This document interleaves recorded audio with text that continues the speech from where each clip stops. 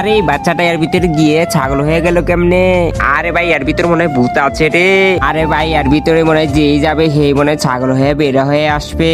তাহলে ভাই এই বেলসাটা এর ভিতরে দিয়ে দেখছি ছাগল বের হয় কিনা। আরে ভাই এর ভিতরে বেলসাটা দিও না। আরে তুই বেলসাটা না দিতে দিলি এর ভিতর দিয়ে আমি ঠিক যাবো।